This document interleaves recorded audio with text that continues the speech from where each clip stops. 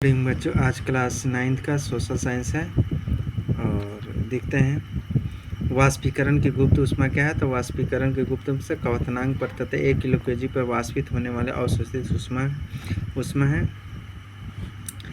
पदार्थों के विसरण की दर के लिए कौन सा क्रम सही है। पदार्थों के यानी ठोस, द्रव, गैस विसरण के लिए कौन सा है, यानी ठोस, द्रव, गैस।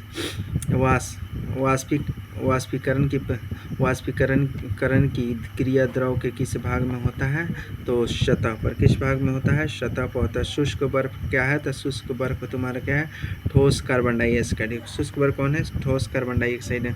पदार्थ में अवस्था परिवर्तन कैसे होता है। पदार्थ में उपयुक्त सभी में तापक्रम में परिवर्तन, द्रव में परिवर्तन और तापक्रम बढ़ने या दाब घटने में यह परिवर्तन सभी उपयुक्त सभी होगा।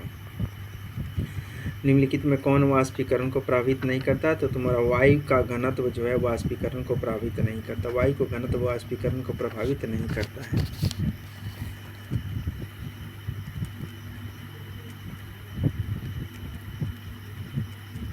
वाष्पीकरण की प्रक्रिया है, तो वाष्पीकरण के प्रयुक्त सभी है। एक स्रोत से होने वाली क्रिया द्रव के क्वथनांक पर निर्भर करती है और शीतलता उत्पन्न करती है और उपयुक्त सही है।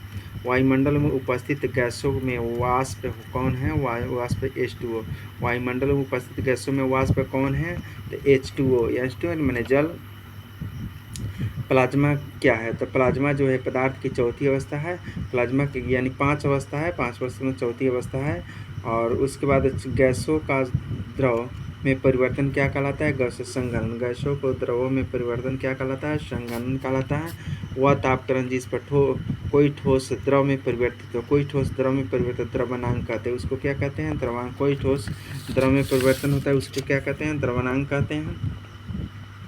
पदार्थ के कणों को एक साथ बांध कर रखने वाला बल क्या है, तो अंतरान्विक बल है। अंतरान्विक बल है। तो वह तापक्रम जिस पर कोई द्रव पदार्थ ठोस पदार्थ में बदल जाता है, बदल जाता है, तो हिमांक कहते हैं उसको। क्या कहते हैं, हिमांक, यानी बर्फ में हिमांक में बदल जाता है। वाष्पन की प्रक्रिया से उत्पन्न होती है। वाष्पन की प्रक्रिया से क्या उत्पन्न होती है, ठंडक। वाष्पन की प्रक्रिया से क्या उत्पन्न होती है, तो तुम्हारा ठंडक उत्पन्न होता है। चलो अगला है, निम्नलिखित में कौन पदार्थ नहीं है, तो तुम्हारा जो है ऊष्मा एक पदार्थ नहीं है। ऊष्मा क्या है, पदार्थ नहीं। वायु, जल और धूल कर ये सब पदार्थ है, लेकिन ऊष्मा तुम्हारा पदार्थ नहीं है। अगला है, किसी पदार्थ के प्रति इकाई आयतन का द्रव्यमान कहलाता है। आयतन का द्रव्यमान क्या कहलाता है, तो घनत्व। आयतन का द्रव्यमान क्या कहलाता है, किसी पदार्थ का आयतन का द्रव्यमान क्या कहलाता है, यानी कि घनत्व कहलाता है वो।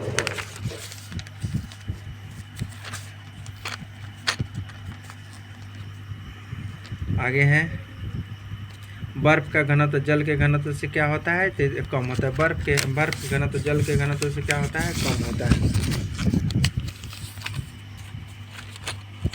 एक मिनट बच्चों, थोड़ा सा पंखा चल रहा है, हवा के चलते थोड़ा सा डिस्टर्ब।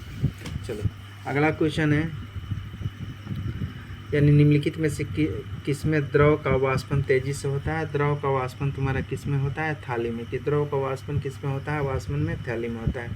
अगला कुछ ऑब्जेक्ट यानी शॉर्ट क्वेश्चन है, अति लघु उत्तरीय प्रश्न है, तो इसको देखते हैं। यानी कि कह रहा है कि आयतन की परिभाषा लिखिए तथा इसका मात्रक है आयतन। तथा किसी पदार्थ के घेरे गए स्थान को उसका आयतन कहते हैं। आयतन ऐसा का मात्रक यानी मीटर क्यूब होता है और इसका समान उपयोग में लाए जाने वाला यानी मात्रक लीटर है। और एल से जो दर्शाते 1 लीटर बराबर, यानी कि एक डीएम यानी कि स्क्वायर के, यानी कि 3 से गुना करेंगे, यानी ये 1 लीटर बराबर 1000 मिलीमीटर। इसको सेंटीमीटर में बदल दो, चाहे जो भी है, यानी 1000 मिलीमीटर, या अगर सेंटीमीटर में बदलता है तो यानी कि 1000 सेंटीमीटर क्यूब। दूसरा है, घनत्व क्या है तथा ठोस पदार्थों का घनत्व अधिक क्यों होता है। तो इकाई आयतन के सतही को पदार्थ को घनत्व कहते हैं। घनत्व का मतलब जिसका लगाव ज़्यादा जो है, यानी मैंने नज़दीकी हो जाए। लगाव किसका हो, नदी। घनत्व बराबर यानी सन्हति बटा आयतन है। सन्हति बटा क्या है, आयतन है। ठोस पदार्थ में कण बहुत अधिक अंतराण्विक बल द्वारा कम आयतन में जकड़े होते हैं, अतः उनका घनत्व बहुत अधिक होता है। अतः उनका घनत्व क्या है, बहुत अधिक होता है। हम गर्मियों में सूती कपड़े पहनना क्यों पसंद करते हैं? हम गर्मियों में सूती कपड़ा पहनना इसलिए पसंद करते हैं क्योंकि यह पसीनों को आसानी से अवशोषित कर लेता है, तो जिससे वायु के संपर्क में आने से उसका वाष्पीकरण आसानी से हो जाता है। वाष्पीकरण क्या हो जाता है? आसानी से। गिलास में बर्फ़ वाला ठंडा पानी डाले तो उसमें से बाहरी सतह पर जल की बूंद क्यों दिखाई देता है? तो वायु में उपस्थित जल ठंडे वाले मात्र को संपर्क में आते हैं तो उसके अणुओं की ऊर्जा में ह्रास होता है और वे द्रव रूप धारण कर लेती है और हमें जल की बूंदों के रूप में दिखाई देती है। उदाहरण के साथ पदार्थ की परिभाषा लिखिए। तो वो वस्तुएं जिन पर सामग्री से बने होते हैं उन्हें पदार्थ कहते हैं, जैसे कुर्सी, वायु केंद्र इत्यादि। और पदार्थ यानी कि ठोस और द्रव में कोई अंतर बताओ। तो ठोस के आकार और आयतन निश्चित होते हैं, वह जो है घटता बढ़ता नहीं है, लेकिन द्रव के आकार निश्चित नहीं होते हैं, उसका आयतन जो है घटता और यानी आयतन तो निश्चित होता है लेकिन आकार और आयतन माने आकार उसका निश्चित नहीं होता है द्रव का। ठोस के कणों के बीच का आंतरिक बल द्रव के कणों के बीच का आंतरिक बल से काफ़ी अधिक होता है।